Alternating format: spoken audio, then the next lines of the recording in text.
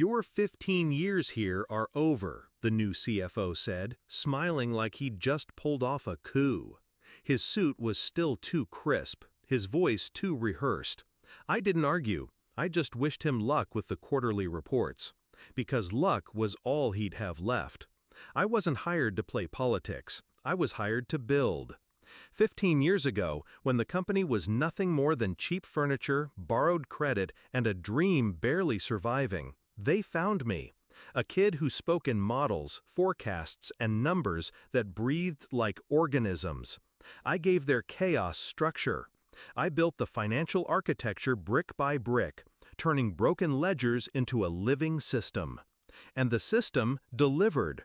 Growth curves, forecasts, expansions. The company became its numbers, and the numbers were mine. The board shook my hand after every profitable quarter. The old CEO called me his anchor. For years, I believed that meant security, but anchors can also drown you.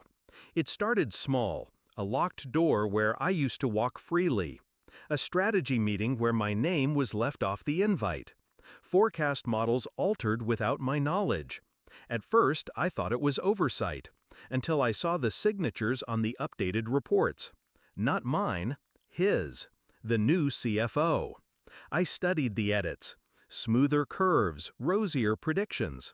Too perfect. Numbers designed to charm a boardroom, not reflect reality.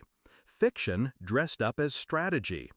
I knew then this wasn't incompetence. This was a rewrite. And I was the obstacle to erase. I didn't rage, I didn't plead. I went quiet. I watched him maneuver, replacing my reports with his optimism, whispering into the CEO's ear about modernization and new leadership. I saw the board nod along, eager for bigger promises, faster wins. Let him think he was winning. Let him believe he had pushed me out. Meanwhile, I tightened my grip on the one thing he didn't understand, the backbone of the entire system. The forecasting models weren't just spreadsheets. They were living networks, coded, encrypted, laced with keys only I knew. 15 years of refinement, 15 years of loyalty baked into every formula. They could take my office. They could cut my title. But they couldn't take what I built. My revenge wasn't destruction. It was revelation. I waited until after they released me. HR walked me out with a severance envelope, carefully worded NDAs, their smug little victory. I signed everything, smiled for the cameras, gave them no reason to suspect. But the system remained mine. And I'd written safeguards into its DNA long before the new CFO learned how to spell variance. The models were designed to reject false data. When tampered with, they defaulted to a single response: access denied, flagged under my name. All I had to do was step aside, let him feed his lies into the machine, and wait. It happened faster than I expected.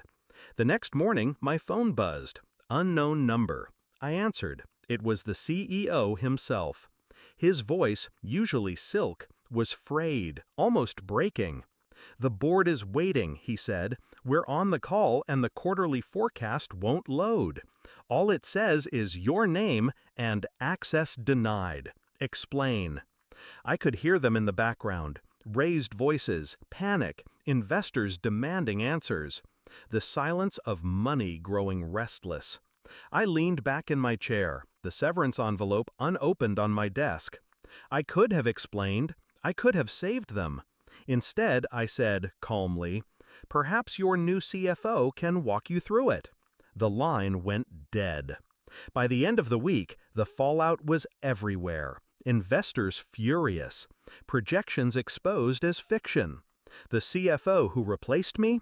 Gone. Dismissed. His career torched before it ever began. The CEO tried to call again, softer this time, his pride cracked. Apologies, offers, desperate talk of consulting opportunities. I let the phone ring. I wasn't interested in returning. Revenge wasn't about reclaiming a seat at their table. It was about showing them who really owned the foundation. They thought they could erase me, but you can't erase the architect from his own blueprint. I walked away lighter. 15 years reduced to a clean severance envelope and a name echoing through their systems like a ghost they couldn't exorcise. They gave me nothing. I left them everything. Locked. And every time they try to run the numbers, they'll see the same two words that ended them. Access denied.